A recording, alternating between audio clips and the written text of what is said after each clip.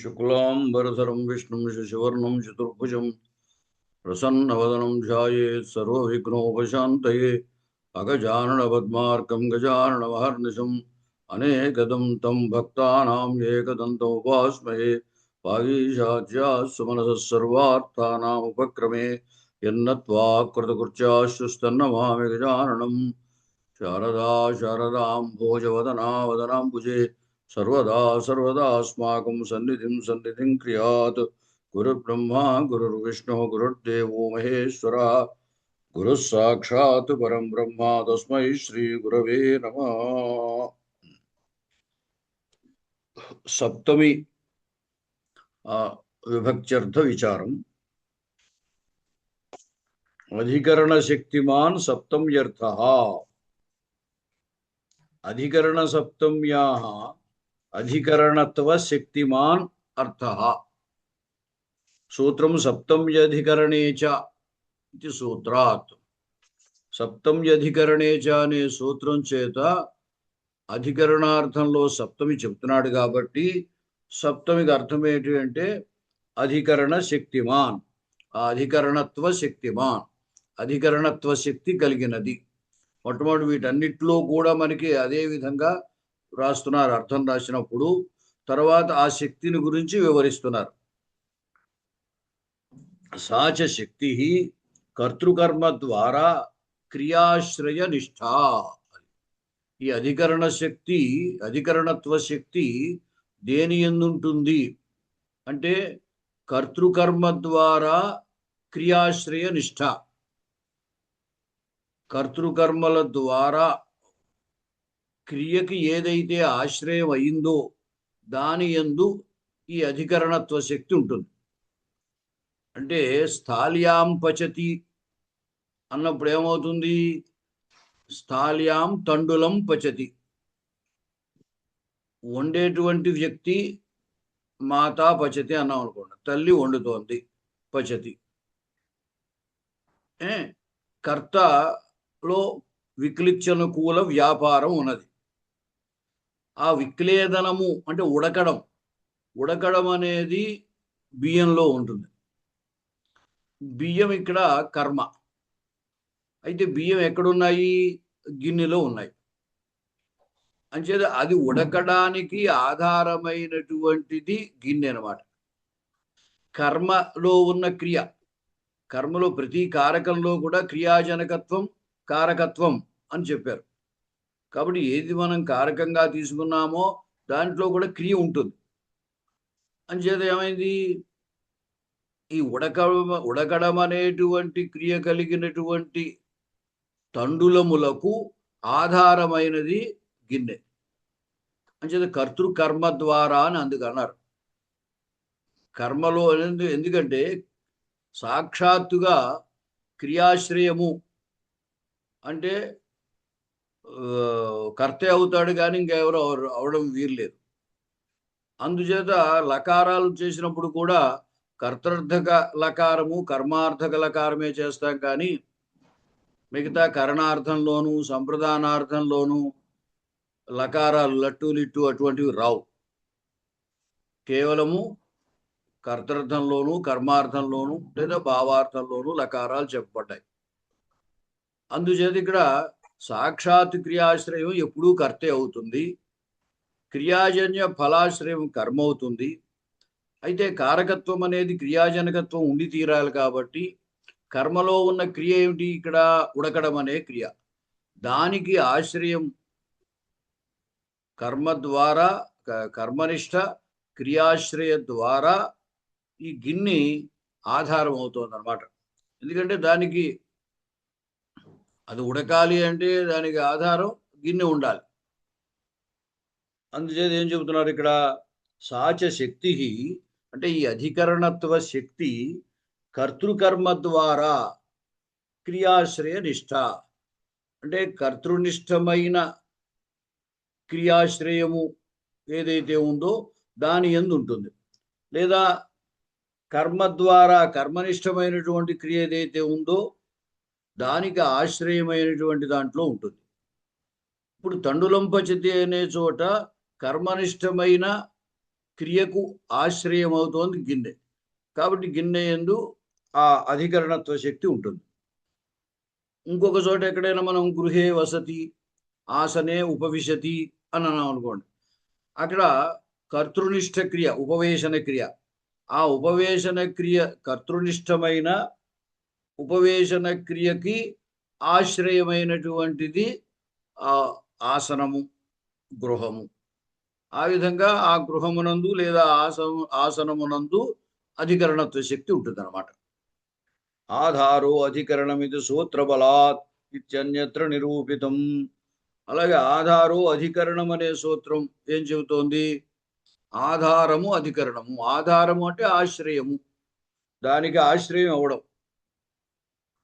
కర్తృనిష్టమైన క్రియాశ్రయము, కర్మనిష్టమైన క్రియాశ్రయము. ఇక్కడ ఒక చిన్న విషయం ఏమిటంటే, వ్యాపారాశ్రయ కర్త అంటున్నాం. మరి క్రియాశ్రయుడు కర్త అవుతున్నాడు కదా అంటే, ఎప్పుడూ కూడా క్రియాశ్రయుడు కర్తే అవుతాడు. ఇక మరి దీనికి ఆశ్రయత్వం ఎలాగా అంటే, ఈ ఆశ్రయత్వంలో కూడా తేడా ఉంది. క్రియ కర్తయందు సమవాయ సంబంధేన ఉంటుంది, దీని యందు ఆశ్రయ భావేన ఉంటుంది. క్రియ కర్తయందు సమవాయ సంబంధేన ఉంటుంది అనమాట. ఎందుకంటే క్రియావతో సంవాయాత్, క్రియకి క్రియ కలిగిన దానికి అంటే కర్త, క్రియకి క్రియ కలిగిన వాడికి రెండింటికి సంబంధం ఏమిటంటే సమవాయ సంబంధం.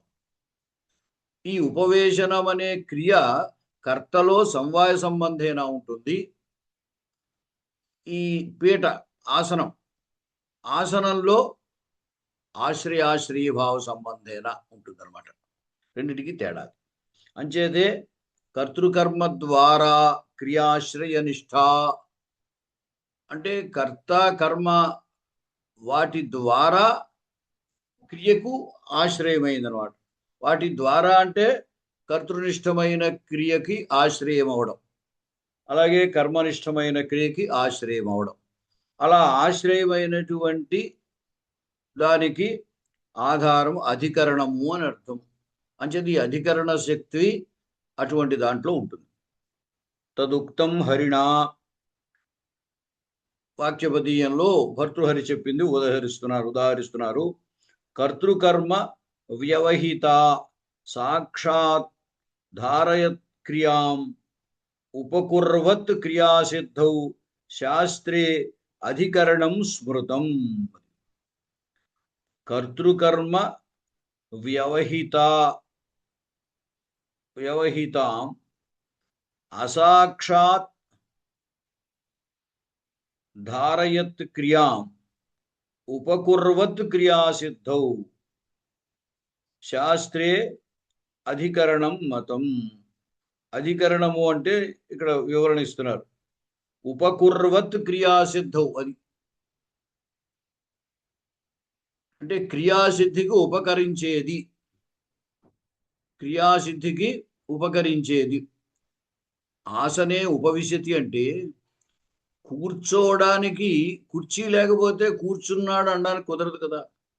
కూర్చోవడం అనే క్రియ కర్తలోనే ఉన్నా ఆ క్రియ సిద్ధించాలంటే అక్కడ కుర్చీ ఉంటే ఆసనే ఉపవిశతి అని కుదురుతుంది.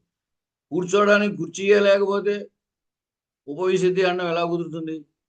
అంచేత ఉపవేశన క్రియ కర్తలోనే ఉన్నా అది సిద్ధించాలంటే ఇది ఉపయోగిస్తుంది. అంచేత ఆ కర్తృనిష్టమైన క్రియ సిద్ధించడానికి ఉపకరించేది ఏదైతే ఉందో దాన్ని అధికరణం మతం శాస్త్రంలో ఆ అధికరణము అని చెప్పబడుతోంది. ఇంకా ఏమిటంటే కర్తృకర్మ వ్యవహితాం అసాక్షాత్ ధారయత్ క్రియాం. ఇక్కడ సాక్షాత్తు క్రియని ధరించదు. అది ఉపవేశన క్రియ ఉండడం కర్తలోనే ఉంటుంది. ఇందాక చెప్పుకున్న తండులం పచతి అనేటువంటి స్థాల్యాం తండులం పచతి అని చెప్పుకున్న చోట విక్లేదన క్రియ బియ్యంలోనే ఉంటుంది. కానీ ఆ విక్లేదన క్రియ సిద్ధించడానికి గిన్నె ఉపకరిస్తుంది. అలాగే ఉపవేశన క్రియ సిద్ధించడానికి ఆసనం ఉపకరిస్తుంది. అంచేదే ఇక్కడ ఏమన్నారు, అసాక్షాత్ ధారయత్ క్రియ, సాక్షాత్తుగా క్రియను ధరించదు. క్రియని ధరించేది ఈ కర్తృ విషయంలో ఉపవిశతి అనే చోట క్రియను ధరించేది కర్తే. అలాగే తండులం పచతి అనేటువంటి చోట విక్లేదన క్రియను ధరించేది బియ్యమే, కర్మే. అందుచేత ఏం చెప్తున్నాడు, కర్తృకర్మ ద్వారా క్రియాశ్రయం అని చెబుతున్నారు. లోకే ద్రవ్యగుణ క్రియా విషయం అధికరణం. అధికరణం అనేది సాధారణంగా ఎలా ఉంటుంది అని చెప్తున్నారు. ద్రవ్యగుణ క్రియా విషయం. మీరు ఏ అధికరణాన్ని తీసుకున్నా అది ద్రవ్యమేనా అవుతుంది. అంటే ద్రవ్యానికే ఆధారం అవ్వాలి కదా, ఆ ఆధారమైంది ద్రవ్యం అవుతుంది. లేదా క్రియ గుణమైనా అయి ఉండాలి, లేదా క్రియ అయినైనా ఉండాలి. ద్రవ్య గుణ క్రియా విషయం అధికరణం. ఈ మూడిట్లో ఏదో ఒకటి అవుతుంది అన్నమాట.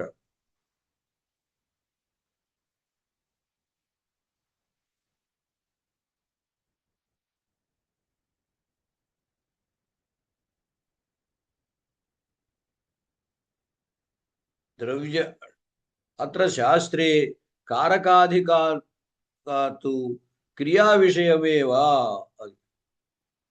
మనకి లోక వ్యవహారానికి ఇక్కడికి తేడా చూపిస్తున్నారు. మనము అధికరణాన్ని ఒకదాన్ని తీసుకుంటే ఆ అధికరణము ద్రవ్య విషయమైన అధికరణమైనా అయి ఉండొచ్చు, గుణ విషయమైన అధికరణమైన అయి ఉండొచ్చు, క్రియా విషయమైన అధికరణమైన అయి ఉండొచ్చు. ఇప్పుడు ఉదాహరణగా తీసుకున్నప్పుడు ఒక ద్రవ్యము అది ఎక్కడ ఉన్నది అని చెప్పడానికి ఫలానా దాని యందు ఉంది, వృక్షం ఉంది, ఆ చెట్టు యందు ఫలం ఉన్నది అంటే ఏమైంది, ఈ ఫలమునకు ఆ చెట్టు విషయమైంది, అది అధికరణం అయింది. అంటే ఒక ద్రవ్యానికి విషయమైంది. అలాగే గుణము, ఇప్పుడు అతనిలో మంచి గుణాలు ఉన్నాయి అన్నాడు. ఈ గుణమునకు ఆ వ్యక్తి ఎవరైతే ఉన్నాడో, రామే పౌరుషం అస్తి అన్నాం అనుకోండి, శౌర్యం అస్తి అన్నాం అనుకోండి, ఈ శౌర్యం అనేటువంటి ఈ గుణమునకు ఆశ్రయంగా రాముడు ఉన్నాడు. అంచేత గుణ విషయకమైనటువంటిది, క్రియా విషయకమైనది. క్రియ చాలా ఇప్పుడు ఇంతకుముందు చెప్పుకున్నాం కదా, ఆసనే ఉపవిశతి అని, అది క్రియా విషయకమైన అధికరణం. అంటే లోకంలో అధికరణం అనేటువంటిది ద్రవ్య విషయము. ఇంకా కావస్తే మనకి ఉదాహరణ భూతలే ఘటహ అస్తి అన్నాం అనుకోండి. ఇప్పుడు ఏమైంది, భూతలము, భూతలం మీద కుండ ఉన్నది, అంచేత ఘటం అనేటువంటి ద్రవ్యం, ఆ ద్రవ్యానికి అధికరణం భూతలం. అలాగే గుణం, రామే శౌర్యం అస్తి, లేదా ఓ కట్టె మండుతోంది అనుకోండి, అప్పుడు ఏమంటాము, కాష్ఠే జ్వలనం అస్తి అని చెప్తాం. అలాగే చక్రం తిరుగుతోంది అనుకోండి, చక్రే భ్రమణం అస్తి. ఈ విధంగా అక్కడ ఉన్నటువంటి క్రియ, ఈ జ్వలనము భ్రమణము, ఈ రెండు క్రియలు, ఈ క్రియలకి అధికరణంగా జ్వలన క్రియకి కాష్టం అధికరణం అని, భ్రమణ క్రియకి చక్రం అధికరణం అని చెబుతున్నాం. అలాగే గుణానికి అదే రామే పౌరుషం వస్తుంది, లేకపోతే ఇంకా పుష్పే గంధ అస్తి అన్నాం, పువ్వులో పరిమళం ఉన్నది అని. అది పరిమళం అనేది, గంధం అనేటువంటిది, పరిమళం అనేది గుణం.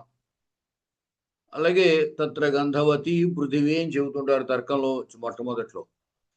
అంటే పృథ్వీ యందు గంధం ఉన్నది. కాబట్టి ఈ గంధమునికి అధికరణం పృథ్వీ అనమాట. గంధం అనేది గుణం. ఈ విధంగా లోకంలో ద్రవ్య విషయకమైన, గుణ విషయకమైన, క్రియా విషయకమైన అధికరణములు ఉంటాయి. కానీ వ్యాకరణం ఇక్కడ శాస్త్రంలో మాత్రము క్రియా విషయకమైనది మాత్రమే ఉంటుంది. ఆ క్రియ అనేది కర్తృకర్మనిష్టమై ఉంటుంది. అంచేత కర్తృనిష్ట క్రియాశ్రయత్వేన, అలాగే కర్మనిష్ట క్రియాశ్రయత్వేన అధికరణత్వం ఉంటుంది అని.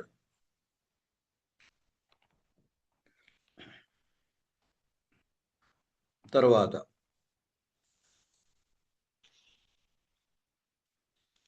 అత్ర శాస్త్రే కారకాధికారాత్, కారణం కూడా చెబుతున్నారు. శాస్త్రంలో కేవల క్రియా విషయకమైన అధికరణమే ఉండడానికి కారణం ఏమిటో చెప్తున్నారు. కారకాధికారాత్, కారక అనే శబ్దము చేతనే క్రియాజనకత్వం కారకత్వం అని చెబుతున్నాం. అందువల్ల కారకే అనే అధికారం ఉండడం చేత క్రియా విషయమేవ తత్, అంటే అధికరణము క్రియా విషయంగానే ఉంటుంది శాస్త్రంలో. సాక్షాత్ క్రియాశ్రయో కర్తృకర్మణో తే సంజ్ఞే బాధికే. అది అయితే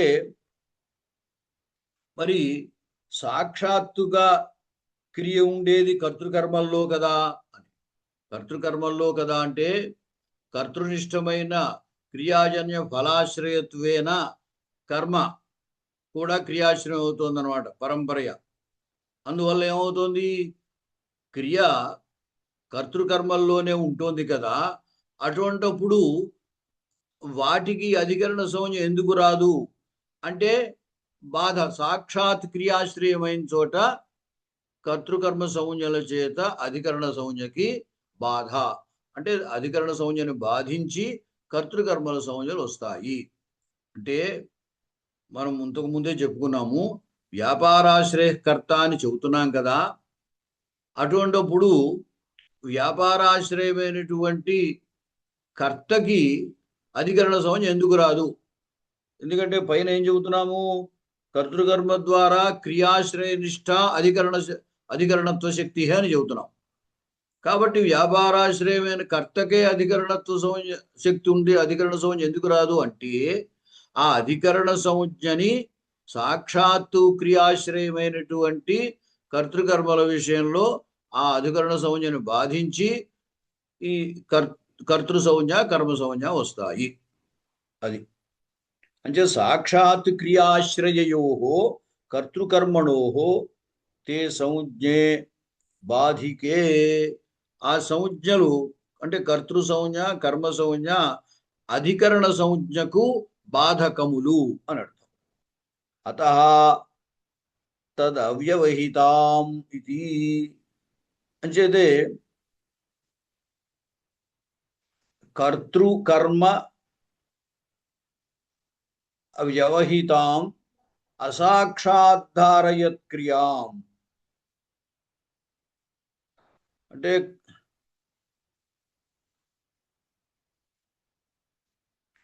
కర్తృకర్మల కంటే వ్యవహితం, తద్ వ్యవహితాం ఇది. కర్తృకర్మ వ్యవహితమైన క్రియ అంటే కర్తృకర్మలలో ఉన్న క్రియ అయినా కర్తృకర్మల కంటే వ్యవహితమైనటువంటి క్రియాశ్రయం అనమాట ఈ అధికరణము. ఈ అధికరణం కూడా ఏమంటున్నాం మనము, కర్తృకర్మల నిష్టమైనటువంటి క్రియకు ఆశ్రయము అంటున్నాం. అంచేది ఈ ఆశ్రయత్వం అనేది కర్తృకర్మల కంటే భిన్నమైన ఆశ్రయం. కర్తృకర్మలు కూడా ఆశ్రయం అనే ఇప్పుడే చెప్పుకున్నాం. అంచేత కర్తృకర్మల కంటే భిన్నమైన ఆశ్రయానికి అధికరణ సంజ్ఞ వస్తుంది. అక్కడ కర్తృకర్మలకు రాకపోవడానికి కారణము అధికరణ సంజ్ఞని బాధించి ఈ సాక్షాత్తుగా ఇవి ఆశ్రయాలు కాబట్టి ఈ కర్తృకర్మ సంజ్ఞలు వీటికి వస్తుంది. అక్కడ సాక్షాత్ కాదు, కర్త ద్వారా కర్మ ద్వారా అధికరణం క్రియాశ్రయం అవుతుంది, కానీ సాక్షాత్తుగా క్రియాశ్రయం కాదు.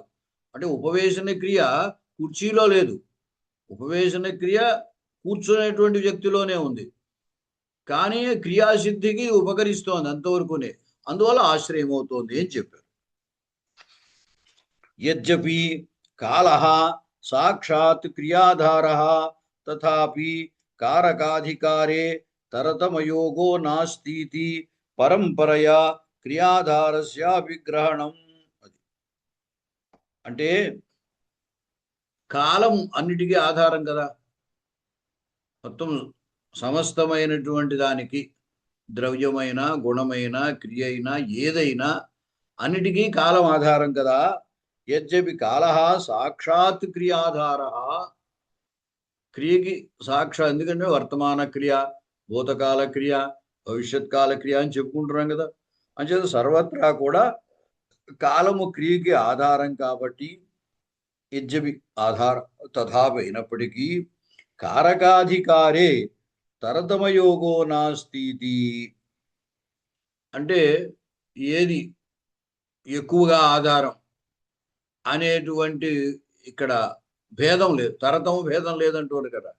తరతమ భేదం అంటే కాలం ఎక్కువ ఆధారమా, కాలము కంటే క్రియ ఎక్కువ ఆధారమా? క్రియకి కాలము ఆధారమా, కాలము కంటే లేదా అధికరణం ఎక్కువ ఆధారమా అనేటువంటి తరతమ భేదం ఇక్కడ లేదు కాబట్టి పరంపరయా క్రియాధారస్యాపి గ్రహణం. కాబట్టి ఈ పరంపరయా క్రియాధారం, ఈ అధికరణం ఎటువంటిది? పరంపరయా సాక్షాత్ క్రియాధారం కాదు కదా. కర్తలో క్రియ ఉంటుంది కానీ అధికరణంలో క్రియ ఉండదు కదా. ఉపవేశన క్రియ, కూర్చోవడము అనే క్రియ కర్తలో ఉంటుంది కానీ అధికరణంలో ఉండదు. అందువల్ల ఇక్కడేం చూడు, సాక్షాత్తుగా క్రియాధారం కాదు, ఇది పరంపరయా క్రియాధారం. అంచేత పరంపరయా క్రియాధారాన్ని కూడా గ్రహిస్తాము. కించ తస్య తత్వవివక్షాయాం కాలః పచతి భూతానాం ఇతివత్ కర్తృత్వం. అది ఇప్పుడు ఏమిటంటే కాలము సాక్షాత్తుగా అన్నిటికీ ఆధారం, క్రియకి ఆధారం కాబట్టి దాన్ని కాలాన్నే ఆధారంగా గ్రహించినట్లయితే కాలమే ముఖ్యముగా క్రియకు ఆధారం అనుకుంటే అప్పుడు దాని కర్తృత్వమే వస్తుంది. ఇప్పుడు ఎలాగైతే ఏదో బాలహ ఆసనే ఉపవిశతి అన్నప్పుడు ఉపవేశన క్రియ ఆశ్రయుడు ప్రధానంగా సాక్షాత్తుగా ఆ క్రియాశ్రయుడు కర్త బాలుడు కాబట్టి బాలహ అని కర్తృర్థంలో అక్కడ ప్రథమా విభక్తి వచ్చింది, బాలహ ఉపవిశతి అని అంటున్నాం. ఈ ఆసనం అనేది పరంపరయా ఆశ్రయం కాబట్టి దానికి అధికరణత్వం సప్తమి విభక్తి వచ్చాయి. అలాగా క్రియ అన్నిటికీ, కాలం అన్నిటికీ ఆధారము అన్నప్పుడు క్రియకి ఆధారం కాలము అని మనం భావించినట్టయితే కాలహ అని కర్తృర్థంలోనే అక్కడ ప్రథమా విభక్తి చెప్పచ్చు, అదే కర్త అవుతున్నప్పుడు. కాలః పచతి భూతాని ఇతివత్ కర్తృత్వం, అప్పుడు కాలానికి కర్తృత్వం వస్తుంది. కాలః పచతి భూతాని అనే ప్రయోగం ఉంది కదా. ప్రాణులన్నిటి యందు ఆ పరిపక్వతని, పరిణామాన్ని కాలమే చేస్తుంది, అంతే కదా. కాలమే ఇంతకు ముందున్న కాలంలో చిన్నవాళ్ళుగా ఉన్నారు, తర్వాత కాలంలో పెద్దవాళ్ళుగా ఉన్నారు, ఇంకా కాలంలో ఇంకా పెద్దవాళ్ళుగా కనపడతారు. ఈ పరిణామం అంతా కూడా కాలం వల్లే జరుగుతుంది. చేత కాలః పచతి భూతాని అని కాలహ అని అక్కడ కర్తృత్వాన్ని చెప్పారు. అంటే క్రియకు ఆశ్రయం కాబట్టి కర్త. ఇక్కడ అధికరణం విషయంలో పరంపరయా క్రియాశ్రయము, కర్తృకర్మనిష్టమైనటువంటి వాటి ద్వారా ఇది క్రియాశ్రయమే కానీ సాక్షాత్ క్రియాశ్రయం కాదు. తర్వాత వ్యవహితామిత్యుక్తేపి అసాక్షాత్ ఇత్యుక్తి లోకానుసారేణ అన్వయోపి పరంపరయైవేతి సూచనాయా. అంటే వ్యవహితాం అని చెప్పడం చేతనే సరిపోతుంది కదా. కర్తృకర్మల కంటే వ్యవహితమైనటువంటి క్రియాశ్రయమైనటువంటి అది అధికరణం. ఆయన భర్తృహరి శ్లోకంలో కర్తృకర్మ వ్యవహితాం అసాక్షాత్ ధారయత్ క్రియాం అన్నాడు. అంటే సాక్షాత్తుగా క్రియను ధరించేది కాదు. సాక్షాత్తుగా క్రియను ధరించేది కర్తృకర్మలు అని చెప్పుకున్నాం. ఈ రెండు పదాలు ఎందుకు అని, కర్తృకర్మల కంటే వ్యవహితమైనది, క్రియాశ్రయమైనది అధికరణము అంటే సరిపోతుంది కదా. అప్పుడు అధికరణ సంజ్ఞ చెప్పినట్టే కదా.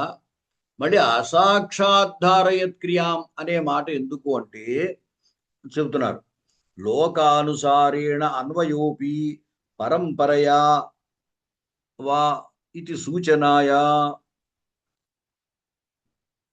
లోకానుసారేణ అన్వయ అంటే లోక వ్యవహారంలో అన్వయం ఉంటుంది. ఎలాగా, ఏదో ఒకటే ఆస్తే, కటే సేతే, స్థాల్యాం పచ్యతే ఇత్యాదుల్లో లోకానుసారేణ అన్వయం ఉన్నప్పటికీ, అంటే కటేసేతే అంటే కటమునందు నిద్రిస్తున్నాడు, కటే ఆస్తే కటమునందు ఉన్నాడు అని తెలుస్తోంది. ఎలాగా తెలిసినప్పటికీ కూడా ఇది పరంపరయా ఆశ్రయమే కానీ సాక్షాత్ ఆశ్రయం కాదు అని స్పష్టంగా చెప్పడం కోసమే ఈ అసాక్షాద్ధారయత్ క్రియాం అనే మాట అన్నారు.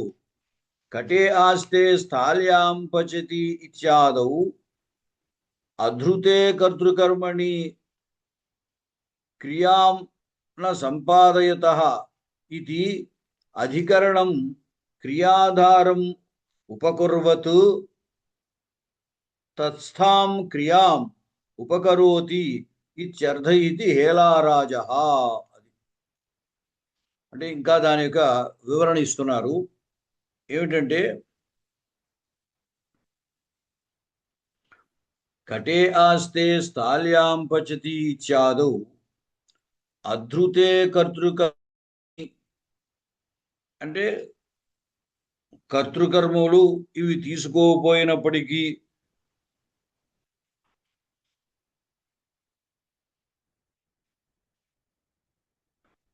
లోకంలో కర్తృకర్మ క్రియలు అదే క్రియ కర్తృకర్మల యందే ఉంటుంది కానీ అధికరణం ఉండదు. అంచేత అధృతే కర్తృకర్మణి క్రియాం న సంపాదయతః అంటే స్వీకరించినటువంటి కర్తృకర్మలు క్రియను న సంపాదయతః అంటే క్రియను సంపాదించటం లేదు. ఎలాగంటే, సేతే అనాలంటే అక్కడ మంచం ఉంటే మంచే సేతే అనొచ్చు, కట్వా ఉంటే అదే కట్వాయాం సేతే అనొచ్చు, ఆ చాపు ఉంటే కటే సేతే అనొచ్చు. కటం లేకపోతే సేతే అనేదే కుదరదు. అక్కడ ఉద్దేశం అదనమాట. అధృతే కర్తృకర్మణి క్రియాన్న సంపాదయతః. ఈ కర్త కర్మ అది లేకపోతే, మనం కర్మ అనేది దేనైతే సంప్రదాయం అధికరణం అధికరణం అని దేన్నైతే చెబుతున్నామో అది కనుక లేకపోతే ఈ కర్తకి ఈ క్రియ లేనే లేదు. ఆసనే ఉపవిశతి అన్నప్పుడు ఉపవిశతి అనే క్రియ ఎప్పుడు ప్రయోగించగలం? అక్కడ ఆసనం ఉండి కూర్చుంటేనే ఉపవిశతి అనగలం. ఆసనమే లేకపోతే ఉపవిశతి అనడానికి లేదు కదా. అంటే అప్పుడు కర్తకి ఉపవేశన క్రియ లేనట్టే కదా. అలాగే కటేసేతే అన్నప్పుడు అక్కడ కటం ఉంటేనే కర్త బాలహ సేతే అనొచ్చు. అంతేగాని కటం లేదే సేతే అనడం ఎలా కుదురుతుంది? అది ఇక్కడ అభిప్రాయం. కటే ఆస్తే స్థాల్యాం పచతి ఇత్యాదౌ అధృతే కర్తృకర్మణి క్రియాం న సంపాదయతః. ఇక్కడ అధృతే అంటే అగృహీతే అంటే ఏవి, ఈ కటాము లేకపోతే మరొకటి స్థాలి అట్లాంటివి కనుక లేకపోతే, అలాగే కర్త లేకపోతే కూడా కుదరదు. అసలు కర్మ లేకపోతే, కర్త లేకపోతే ఆ రెండు ఎలాగ కుదరవు? కర్తృకర్మలకి ఆ క్రియ ఉండడము కూడా ఈ అధికరణం అనే వస్తువు ఉంటేనే కుదురుతుంది, లేకపోతే లేదు. అంచేత కర్తృకర్మణి క్రియాం న సంపాదయత ఇది అధికరణం క్రియాధారం ఉపకర్వత్ తస్థాం క్రియాం ఉపకరోతి ఇత్యర్థ ఇది హేలారాజ. సాక్షాత్తుగా అధికరణం క్రియాశ్రయం కాకపోయినా ఈ అధికరణం ఏం చేస్తోంది? క్రియాధారం, క్రియకి ఆధారమై ఉపకుర్వతు తస్థాం క్రియాం, కర్తృకర్మలయందున్నటువంటి తత్స్థాం అంటే కర్తృకర్మస్థాం, కర్తృకర్మలయందున్నటువంటి క్రియకు క్రియాం తస్థాం క్రియాం ఉపకరోతి, ఉపకరిస్తోంది. ఏమండి? అంచేత ఉద్దేశం ఇక్కడ అసాక్షాత్ ధారయత్ క్రియాం అనే దానికి అభిప్రాయం ఏమిటంటే, సాక్షాత్తుగా క్రియాశ్రయం కారకపోయినప్పటికీ వాటికంటే భిన్నమై, కర్తృకర్మల కంటే భిన్నమై క్రియను ధరిస్తోంది. ధారయత్ క్రియాం అంటే ఎందువల్ల? అది లేకపోతే కర్తృకర్మలలో ఈ క్రియే ఉండదు కాబట్టి. అధికరణము కనుక అక్కడ కటము కనుక లేకపోతే కర్తలో శయనక్రియే ఉండే అవకాశం లేదు. గిన్నె కనుక లేకపోతే కర్మలో విక్లేదన క్రియ అవకాశం లేదు. ఉడకడం అనేది ఎప్పుడు ఉంటుంది? అది ఆ గిన్నెలో పెట్టి ఉడకబెడితే ఉడకడం అవుతుంది, లేకపోతే ఎలా ఉంటుంది ఉడకడం అనే క్రియ? ఆ విధంగా అన్నమాట. తర్వాత యజ్జపి తండులం పచతి ఇత్యాదౌ ధాత్వర్థ ఫలరూప కర్మ ద్వారా క్రియాశ్రయత్వం తండులాదేరస్తి తథాపి వ్యాపారజన్య ఫలాశ్రయత్వస్య సత్వేన పరయా కర్మ సంజ్ఞయాబాధాతు న దోషః.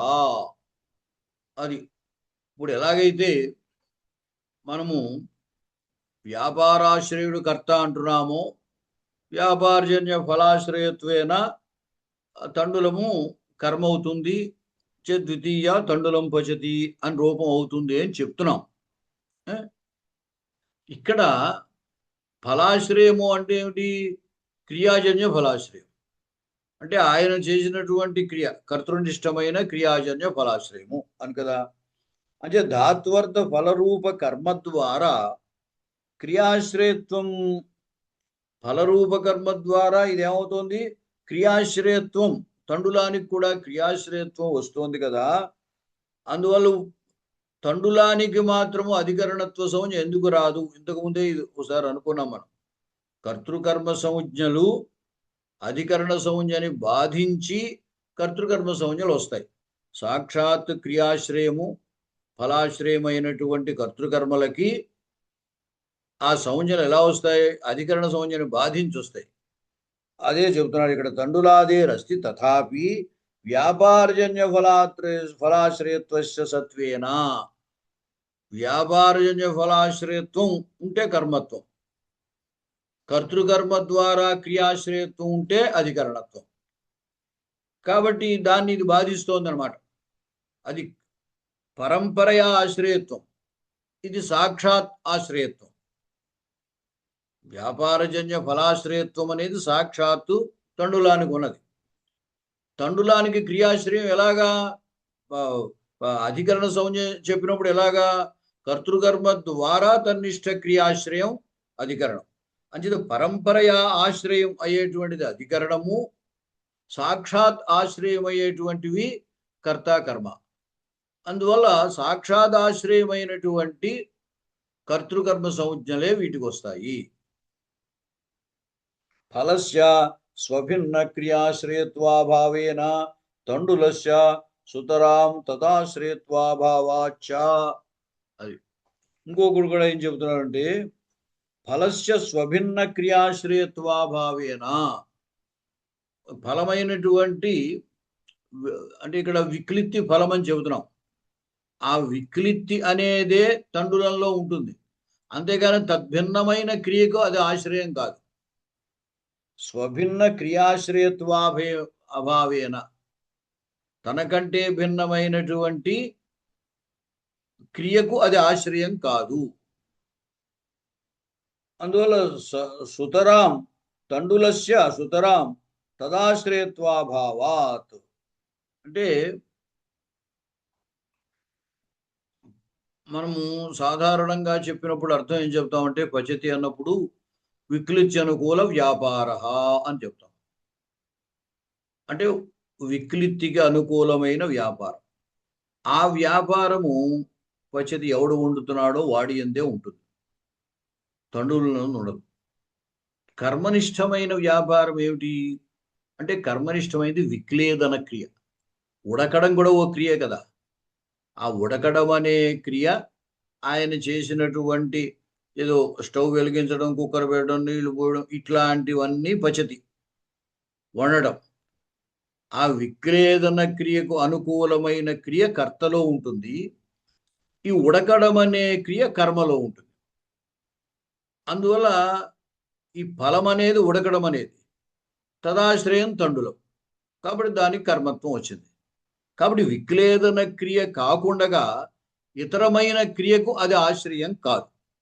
అది అభిప్రాయం. ఫలస్య స్వభిన్న క్రియాశ్రయత్వ అభావేన అంటే తనకంటే భిన్నమైనటువంటి క్రియ, స్వ అంటే విక్లేదన క్రియ, దానికంటే భిన్నమైన క్రియకి అది ఆశ్రయం కాదు. కాబట్టి దానికి అసలు ఆ అధికరణ సంజ్ఞ వచ్చే అవకాశమే లేదు. సుతరాం తదాశ్రయత్వాభావాత్ అంటే సుతరాముగా అంటే సర్వదా క్రియాశ్రయత్వం అనేది తండులానికి రాదు. విక్లేదన క్రియ ఆశ్రయం అవుతుంది కానీ మరొక క్రియకి అది ఆశ్రయం కాదు. అంటే కర్తృనిష్టమైన క్రియకి అది ఆశ్రయం కాదు. కాబట్టి అధికరణత్వం లేదు దానికి. సరే. నచ మోక్షే ఇచ్ఛాస్తి తివతు మోక్షే ఇచ్చతి భవతి ఇత్యస్య ఆపత్తి. అలాగే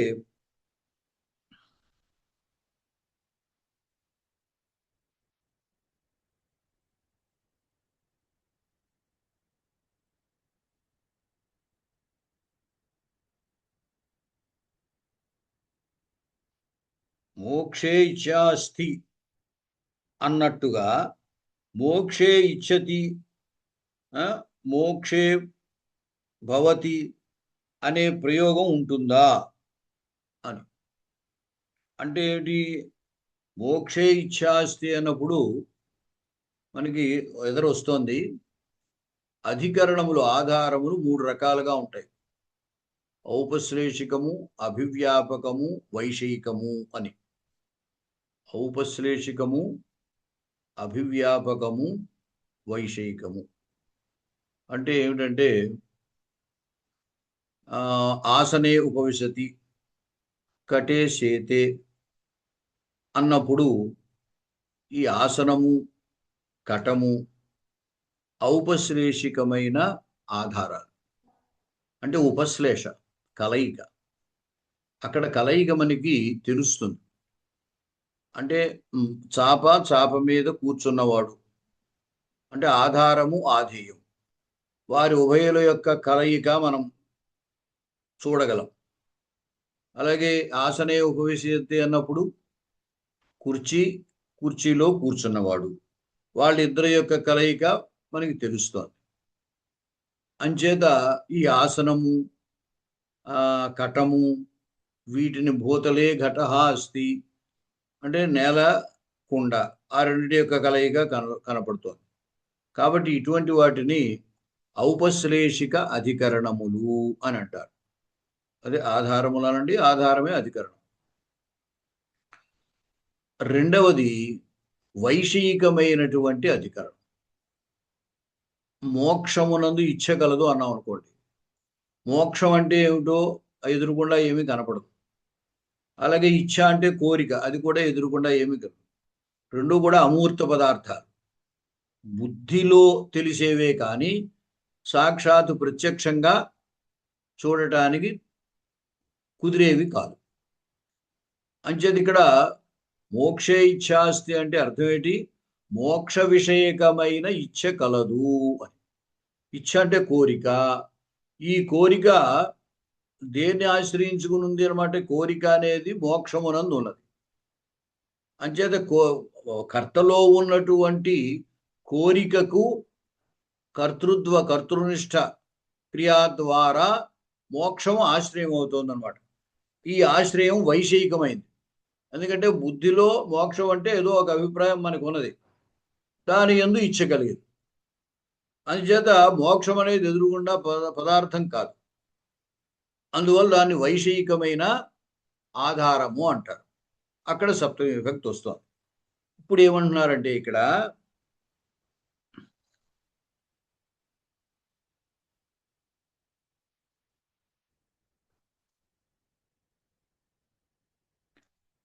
నచ మోక్షే ఇచ్ఛా అస్తి ఇతివత్, మోక్షే ఇచ్ఛా అస్తి అని ప్రయోగం ఉన్నది.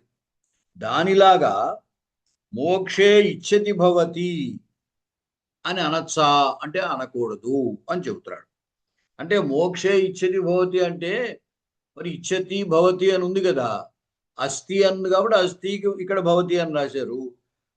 ఇచ్ఛ అనే దానికి ఇచ్చతి అన్నారు. ఇచ్చతి అంటే కర్తృనిష్టమైన కదా ఇచ్ఛ. ఆ ఇచ్ఛకి ఆశ్రయం, కర్తృనిష్టమైన ఇచ్ఛ అనేటువంటి దానికి ఆశ్రయం మోక్షం అవుతోంది కదా. కాబట్టి మోక్షే ఇచ్చతి భవతి అనే ప్రయోగం ఉంటుందా అంటే ఉండదు అని చెబుతున్నాడు.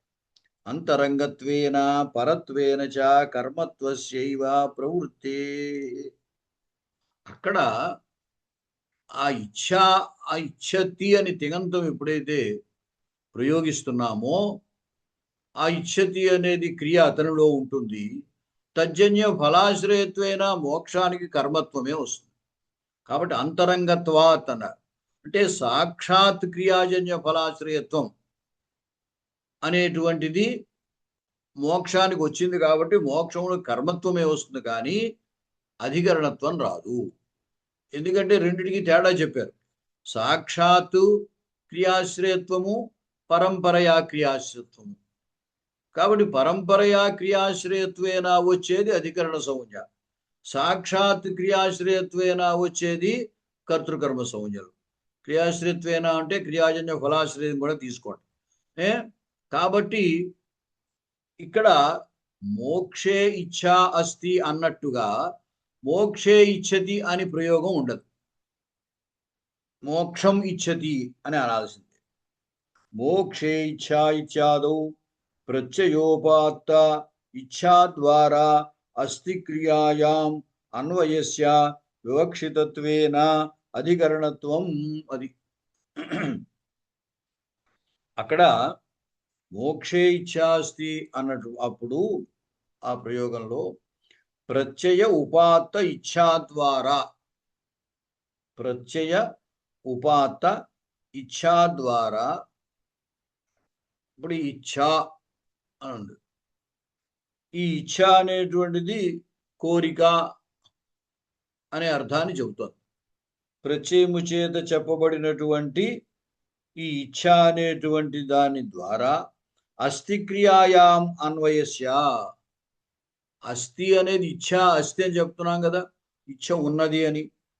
అంచేత అస్థి క్రియాయాం అన్వయస్య వివక్షితత్వేన అధికరణత్వం. ఇప్పుడు ఇక్కడ కర్త ఎవరో తెలిస్తే మీకు ఇది అర్థం అవుతుంది. మోక్షే ఇచ్ఛా అస్తి అంటే ఇచ్ఛ ఉంది, ఉండడం అనే క్రియ ఇచ్ఛలో ఉంది. అంటే కర్త ఇచ్ఛ, ఇచ్ఛా అస్తి. ఇప్పుడు రామ అస్తి అన్నట్టుగా ఇచ్ఛా, రామ అస్తి అంటే ఆ ఉండడం అనే క్రియ రాముల్లో ఉంది. అలాగే ఇచ్ఛా అస్తి అంటే అస్థి అనే క్రియ ఇచ్ఛలో ఉంది. అంటే ఇచ్ఛకర్త. కర్తృనిష్టమైన అస్థిక్రియ అంటే స్థితి, ఉండడం. ఆ కర్తృనిష్టమైన క్రియకు ఆశ్రయం అన్నమాట. కర్తృనిష్టమైన క్రియకు ఆశ్రయం అవడం చేత మోక్షానికి అధికరణత్వం వచ్చింది. మనకి అధికరణ సంజ్ఞ అదే చెప్తున్నాడు కదా, కర్తృకర్మ ద్వారా క్రియాశ్రయం అని. సాక్షాత్ క్రియాశ్రయం కాదు, కర్తృకర్మ ద్వారా క్రియాశ్రయం అని. ఎందుకంటే ఉండడం అనే క్రియ ఇచ్ఛలో ఉంది, కాబట్టి సాక్షాత్ క్రియాశ్రయం ఇచ్ఛాధికర్త, పరంపరయా క్రియాశ్రయం అంటే ఉండడం అనే క్రియ జరగాలి అంటే అది కావాలి, అధికరణం కావాలి. కాబట్టి ఉండడం అనే క్రియకి ఆధారం అవుతుంది అనమాట, ఆశ్రయం అవుతుంది.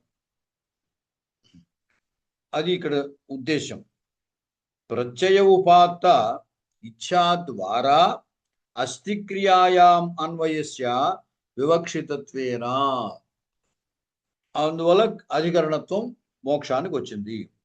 ప్రకృత్యర్థ సాధ్య ఇచ్ఛా ద్వారా తత్ర అన్వయేతు కర్మత్వాత్తు షష్ఠ్యేవ బోధ్య. ఒకవేళ ప్రకృత్యర్థ సాధ్య ఇచ్ఛా ద్వారా మోక్షస్య అధికరణత్వం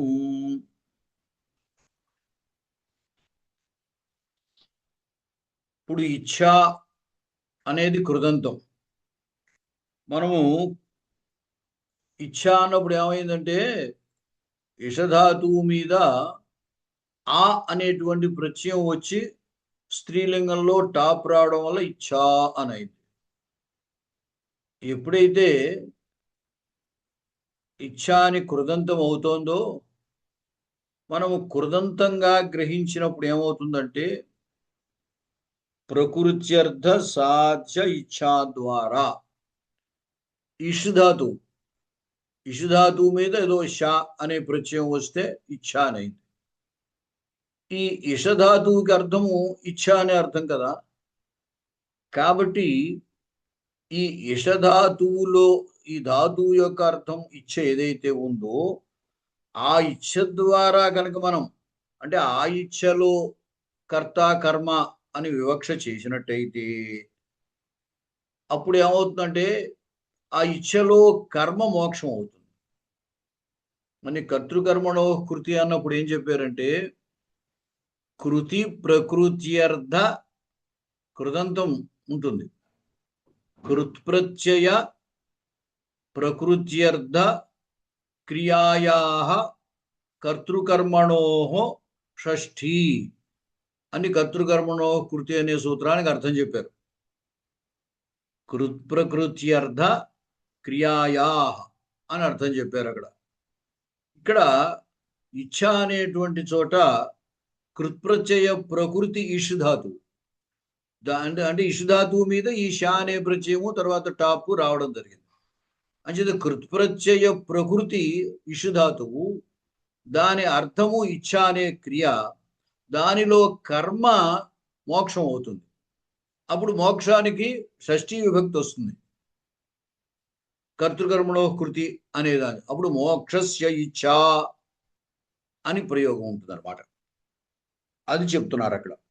ప్రకృత్యర్థ సాధ్య అంటే ప్రకృత్యర్థ సాధ్యం అంటే ప్రకృత్యర్థము యశధాతువు, ఆ యశధాతువు యొక్క అర్థం ఏమిటి? కోరిక, ఇచ్ఛ.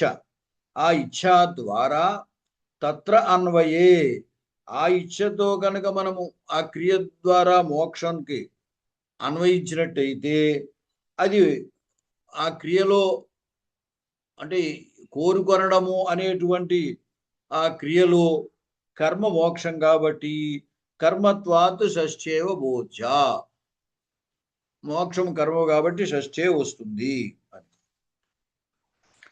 అంటే మోక్షే ఇచ్ఛా అస్తి అన్నప్పుడే కర్తృకర్మణో కృతే అనే ద్వారా మోక్షస్య ఇచ్ఛా అస్తి అనే ప్రయోగం కూడా ఉంటుంది.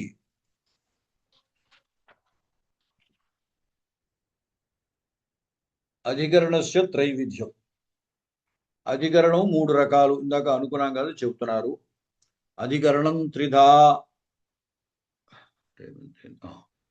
ఔపశ్లేషికం వైషయికం అభివ్యాపకం చేతి. ఔపశ్లేషిక అధికరణం ఇందాక చెప్పాను నేను. కటేశేతే, ఆసనే ఉపవిశతి, గృహే ప్రవిశతి, ఇవన్నీ కూడా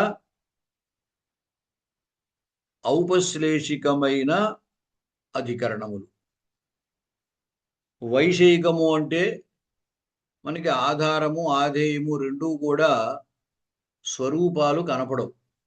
మోక్షమునందు ఇచ్చ కలదు అన్నాం అనుకోండి, మోక్షం అనే పదార్థం ఎదురుగా కనపడదు, కోరిక అనేది కూడా ఎదురుగా కనపడదు. రెండూ కూడా బుద్ధిలో విషయమయ్యేవే. కోరిక బుద్ధిలోనే గ్రహింపబడుతుంది, మోక్షము బుద్ధిలోనే గ్రహింపబడుతుంది. దాన్ని వైషయికమైన అధికరణము అంటారు. ఇక అభివ్యాపకం అంటే అంతటా వ్యాపించి ఉండడం. సర్వత్ర వాయువు అస్తి అన్నాం అనుకోండి, గాలి అంతటా ఉన్నది అన్నాం. అంతటా అనే దాని వల్ల ఏదో మన కనుచూపు మేరలో ప్రదేశం అంతా కనపడడం, కానీ వాయువు కనపడదు. వాయువు అక్కడ ఉన్నట్టు మనకేం తెలియదు, కానీ వ్యాపించి ఉంది. అంతటా గాలి ఉంది కదా, గాలి లేకపోతే మనం ఉండలేం కదా. అంటే అంతటా వ్యాపించి ఉన్నది అని అంగీకరించాలి. కాబట్టి అది అభివ్యాపకమైన అధికరణము. అంటే వాయువు అంతా వ్యాపించడానికి అవకాశం ఉన్నటువంటి అధికరణం అన్నమాట. ఇప్పుడు తిలేషు తైలం, అది కూడా అంతే. నువ్వుల్లో నూనె ఉంది అన్నాం అనుకోండి, నువ్వు గింజలు కనబడుతున్నాయి, మనకి నూనె ఏం కనపడలేదు. ఆ నూనె ఏ భాగంలో ఉందో మనం చెప్పలేం. నువ్వు గింజ అంతటా ఎక్కడైనా ఉండొచ్చు. అంటే నువ్వు గింజ అంతా వ్యాపించి తైలం ఉన్నది అని అర్థం. ఇటువంటి ఉదాహరణలో దాన్ని అభివ్యాపకమైన అధికరణము అని అంటారు. చూడండి సారి. తదుక్తం హరిణా ఉపశ్లేషస్య చ అభేదః తిలాకాశకటాదిషు ఉపకారస్తు భిద్యంతే సంయోగి సమవాయినాం. అవినాశో గురుత్వస్య ప్రతిబంధే స్వతంత్రత దిగ్విశేషాదవచ్ఛేదః ఇత్యాద్యా భేదహేతవః. అంటే అధికరణము అనేదానికి లక్షణము, ఏ అధికరణమైనా సామాన్య లక్షణం అదే. కర్తృకర్మ ద్వారా క్రియాశ్రయమైనది అధికరణము. అది అయితే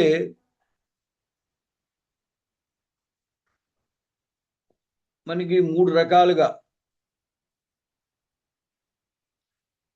తిల ఆకాశ కటాదిషు మూడు రకాలకి మూడు ఉదాహరణ ఇచ్చారు.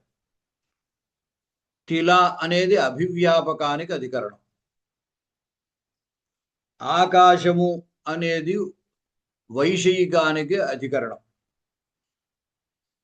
కటము అనేది ఔపశ్లేషికానికి ఉదాహరణ. మూడు ఉదాహరణలు. తిలేషు తైలం. ఇప్పుడు ఆకాశే చంద్ర అస్తి అన్నాం అనుకోండి, అంటే ఏమిటి? ఆకాశం కనబడుతుందా అంటే మనం ఊరికే ఎదురుగా చూసేది ఆకాశం అంటున్నాం. అవకాశమే ఆకాశం కదా, కాబట్టి అంతటా ఉండేటువంటిది ఆకాశం. అంచేది అది అభివ్యాపకం, లేదు అది వైషయికం. తర్వాత కటం అనేది ఔపశ్లేషికం.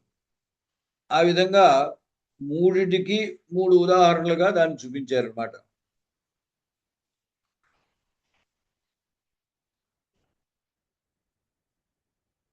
అయితే అక్కడ ఉపశ్లేషస్య చ అభేదః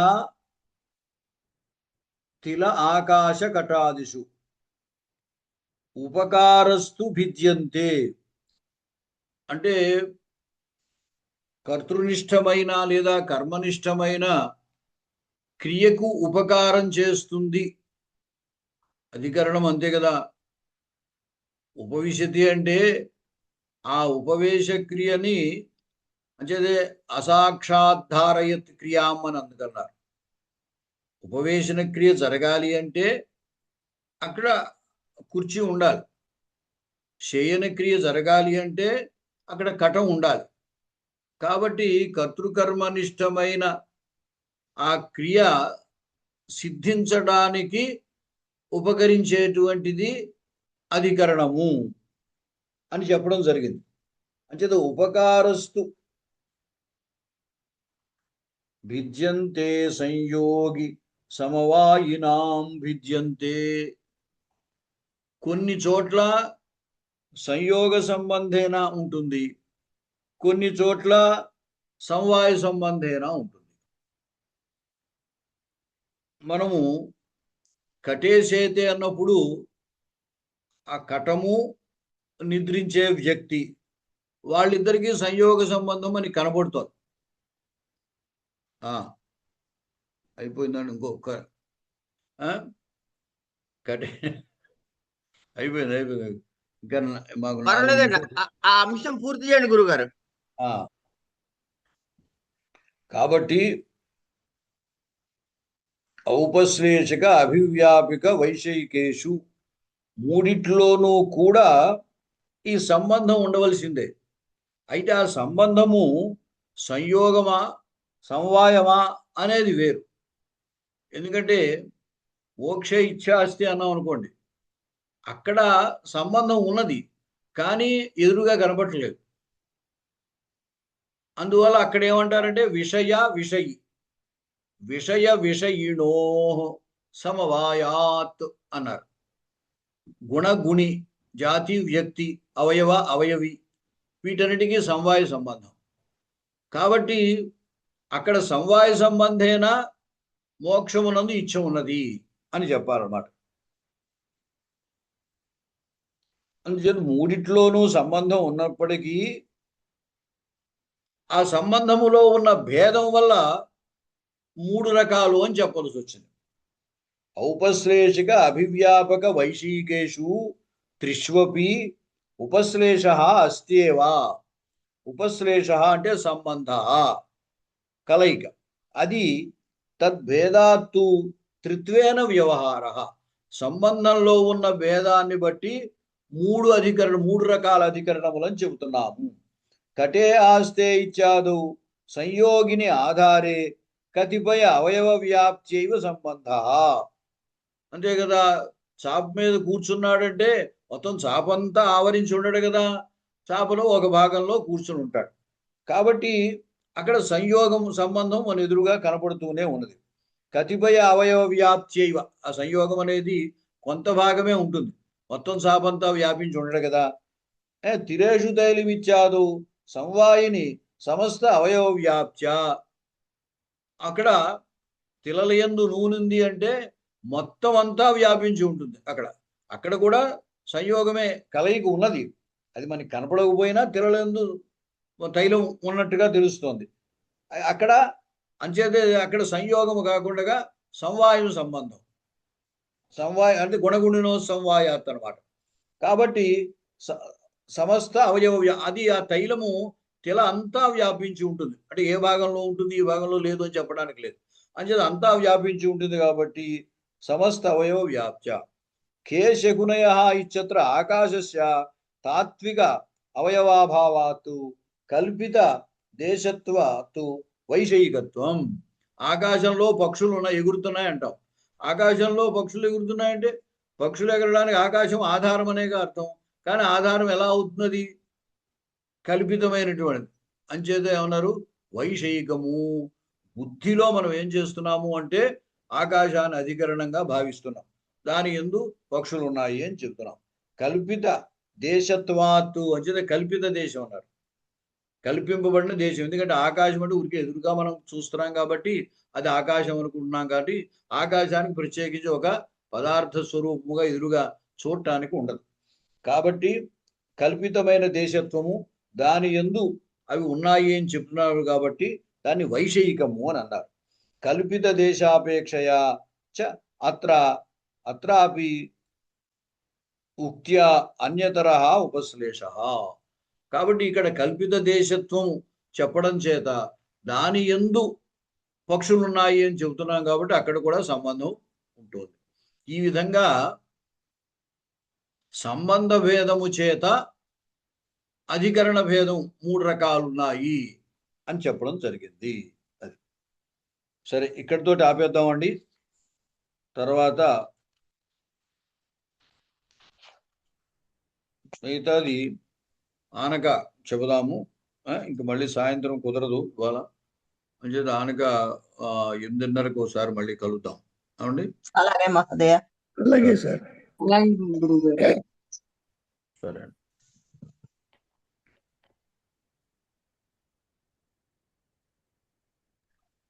నా 7:30 క్లాస్ అయిన తర్వాత కదా